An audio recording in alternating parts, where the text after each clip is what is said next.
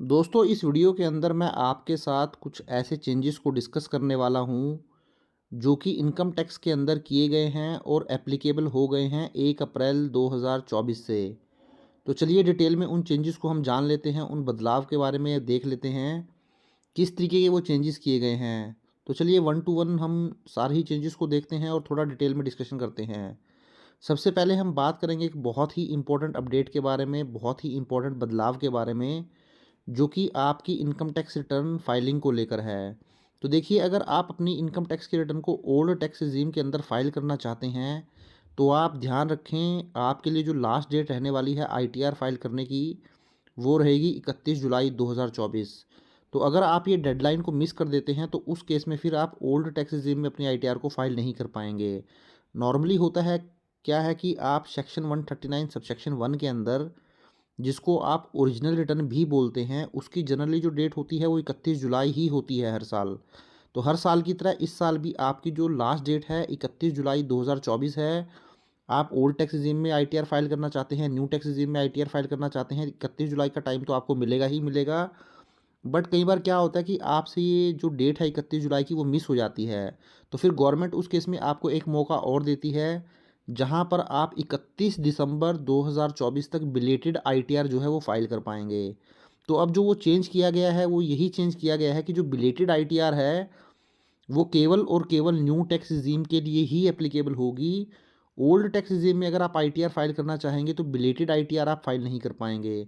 तो तभी मैंने आपको बोला है, अगर आप ओल्ड टैक्स रेज़ीम में आईटीआर फाइल करना चाहते हैं, तो आपके लिए केवल और केवल लास्ट डेट 31 जुलाई 2024 रहेगी। अगर ये डेडलाइन आपसे मिस हो जाती है, तो उस केस में फिर आपको बिलेटेड आईटीआर फाइल करनी पड़ेगी और बिलेटेड आईटीआर के अंदर ओल्ड टैक्स रेज़ीम का ऑप्शन जो है वो ख़त्म कर दिया गया है। वो आपको केवल न्यू टैक्स रेज़ीम के अंदर ही फाइल करनी पड़ेगी। तो उसका जो नुकसान आपको होगा, वहाँ पर जो आपको फ़ीस और पेनल्टी 1000 या 5000 की वो तो लगती ही लगती है। उसके अलावा अगर आपने पूरे साल के अंदर जो टैक्स प्लानिंग की होगी वो ओल्ड टैक्स रेज़ीम के हिसाब से की होगी, वहाँ पर कुछ इन्वेस्टमेंट भी की होंगी। तो जब आप न्यू टैक्स रेज़ीम में आईटीआर फाइल करेंगे बिलेटेड आईटीआर को 31 जुलाई के बाद, तो वहाँ पर आपको नुकसान ये हो जाएगा कि जो भी आपने इन्वेस्टमेंट कर रखी थी, उनका बेनिफिट आपको नहीं मिलेगा और आपकी टैक्स लायबिलिटी उससे बढ़ सकती है। तो ये बहुत ही इम्पोर्टेंट अपडेट है, बहुत ही इम्पोर्टेंट चेंज है जो आपको ध्यान में रख के चलना है। सेकंड चेंज की अगर मैं बात करूँ, देखिए दोस्तों, अब न्यू टैक्स रेज़ीम को जो है डिफ़ॉल्ट टैक्स रेज़ीम बना दिया गया है। तो डिफ़ॉल्ट टैक्स रेज़ीम का मतलब ये है, जब आप आईटीआर को फाइल करने जाएँगे, अगर आपने वहाँ किसी भी तरीके का टैक्स रेज़ीम को चूज़ नहीं किया है, तो बाय डिफ़ॉल्ट ही जो भी आपकी इनकम टैक्स की रिटर्न होगी, वो न्यू टैक्स रेज़ीम के अकॉर्डिंग ही फाइल हो जाएगी। जो भी आपकी टैक्स कैलकुलेशंस होंगी, वो सारी न्यू टैक्स रेज़ीम के अकॉर्डिंग ही होंगी। इसलिए जब भी आप आईटीआर फाइल करने जाएँ, तो वहाँ पर ओल्ड टैक्स रेज़ीम का ऑप्शन ज़रूर चूज़ कर लें, अगर वहाँ पर आप आईटीआर फाइल करना चाहते हैं।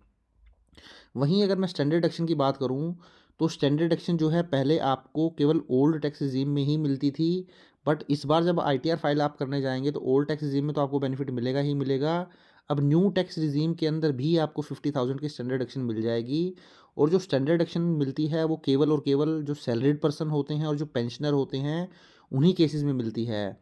अगर आपकी किसी भी तरीके की सैलरी इनकम नहीं है, पेंशन इनकम नहीं है, फिर 50,000 की स्टैंडर्ड डिडक्शन का बेनिफिट आपको नहीं दिया जाता है।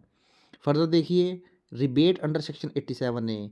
तो देखिए 87 ए की जो रिबेट है दोस्तों, वो आपको ओल्ड टैक्स रेज़ीम में भी मिलती है, न्यू में भी मिलती है। बट ओल्ड टैक्स रेज़ीम में ये जो लिमिट है वो केवल 5 लाख रुपीज़ की है। मीन्स ओल्ड टैक्स रेज़ीम में आप आईटीआर फाइल करेंगे, तो 5 लाख तक आपकी इनकम है, तो किसी भी तरीके का टैक्स आपको पे करने की ज़रूरत नहीं है। वहीं न्यू टैक्स रेज़ीम में इस लिमिट को बढ़ा दिया गया था।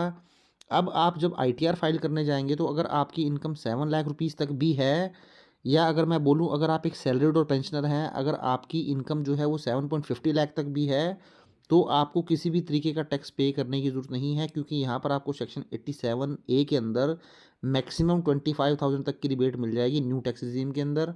और ओल्ड टैक्स रेज़ीम के अंदर जो रिबेट मिलेगी वो 12,500 की मिलेगी, क्योंकि वहाँ पर जो आपकी इनकम होती है वो 5 लाख तक आपको किसी भी तरीके का टैक्स नहीं पे करना पड़ता है इस रिबेट की वजह से। वहीं अगर हम आगे बढ़ते हैं, देखिए जो सरचार्ज का रेट था, देखिए दोस्तों, सरचार्ज का रेट जो है न्यू टैक्स रेज़ीम के अंदर रिड्यूस कर दिया गया है। हाईएस्ट जो रेट लगता है वो 37% लगता है, जो कि ओल्ड टैक्स रेज़ीम में आज भी लग रहा है। बट न्यू टैक्स रेज़ीम के अंदर इस रेट को रिड्यूस कर दिया गया है, और जो ये सरचार्ज का रेट है वो 37% से घटाकर जो है वो 25% कर दिया गया है। वहीं अगर मैं बेसिक एग्जम्पशन लिमिट की बात करूँ दोस्तों, बेसिक एग्जम्पशन लिमिट जो आपको न्यू टैक्स रेज़ीम में मिलती है वो 3 लाख रुपीज़ की मिलती है। चाहे आप एक सीनियर सिटीज़न हो, चाहे आप एक सीनियर सिटीज़न ना हो, हर व्यक्ति के लिए जो लिमिट है वो 3 लाख रुपीज़ है। वहीं ओल्ड टैक्स रेज़ीम के अंदर अगर आपकी एज 60 ईयर से कम है, मीन्स आप एक सीनियर सिटीज़न नहीं है, जनरल सिटीज़न हैं, तो वहाँ पर जो बेसिक एग्जम्पशन लिमिट है वो 2.50 लाख है। सीनियर सिटीज़न के लिए 3 लाख रुपीज़ है और जो सुपर सीनियर सिटीज़न होते हैं जिनकी एज 80 या 80 से अबव है, वो 5 लाख रुपीज़ होती है। तो ओल्ड टैक्स रेज़ीम के अंदर 2.50 लाख, 3 लाख और 5 लाख की बेसिक एग्जम्पशन लिमिट है according to age. But new tax regime के अंदर बेसिक एग्जम्पशन लिमिट जो है हर पर्सन के लिए 3 लाख रुपीज़ जो है वो रखी हुई है। वहीं अगर मैं बात करूँ डिडक्शन की, तो नॉर्मली ओल्ड टैक्स रेज़ीम में आप आईटीआर फाइल करेंगे तो आपको हर तरीके की डिडक्शन अवेलेबल हो जाएगी। बट दोस्तों न्यू टैक्स रेज़ीम में ऐसा नहीं होता है। न्यू टैक्स रेज़ीम में आपको बहुत सारे डिडक्शन और एग्जम्पशन नहीं दी गई हैं। बट स्टिल कुछ डिडक्शन आपको यहाँ पर मिल जाती है। जैसे अगर मैं बात करूँ, अगर आप एम्प्लॉय और एम्प्लॉयर रिलेशनशिप में हैं, आप कहीं पर जॉब करते हैं और आपका जो एम्प्लॉयर है वो एनपीएस के अंदर कंट्रीब्यूशन कर देता है, तो उस केस में फिर आपको सेक्शन 80 सीसीडी सबसेक्शन 2 के अंदर आप डिडक्शन जो है क्लेम कर सकते हैं। बट यहाँ पर ध्यान रखने वाली ये बात है, जो ये कंट्रीब्यूशन किया जाता है एम्प्लॉयर के द्वारा, जो फॉर्म 16 एम्प्लॉयर के द्वारा आपको दिया जाएगा, उस फॉर्म 16 के अंदर ये जो कंट्रीब्यूशन किया गया है एम्प्लॉयर के द्वारा, वो अगर आपकी सैलरी में ऐड है तो बहुत अच्छी बात है, तो नीचे आप इसकी डिडक्शन क्लेम कर लेंगे सेक्शन 80 सीसीडी 2 के अंदर। बट अगर एम्प्लॉयर ने ये आपकी सैलरी के अंदर ऐड नहीं किया है, तो जब आप आईटीआर फाइल करने जाएंगे तो ये जो कंट्रीब्यूशन का अमाउंट है पहले आपको सैलरी में ये ऐड करना पड़ेगा, उसके बाद फिर इसकी डिडक्शन क्लेम करनी पड़ेगी सेक्शन 80 सीसीडी सबसेक्शन 2 के अंदर। तो दोस्तों ये कुछ चेंजेस थे जो कि न्यू टैक्स रिजीम के अंदर जो है कुछ इम्प्लीमेंट किए गए हैं, क्योंकि गवर्नमेंट की जो कोशिश है वो यही है कि न्यू टैक्स रिजीम को ज़्यादा से ज़्यादा अट्रैक्टिव बनाया जाए और ज़्यादा से ज़्यादा लोग जो हैं इसके अंदर अपनी आईटीआर को फाइल करना शुरू करें। तो आई होप वीडियो आपको अच्छा लगा होगा। वीडियो अच्छा लगा तो इसको लाइक करें, शेयर करें और चैनल को सब्सक्राइब नहीं किया है तो चैनल को भी जरूर सब्सक्राइब कर लें। Thank you very much, have nice day, take care.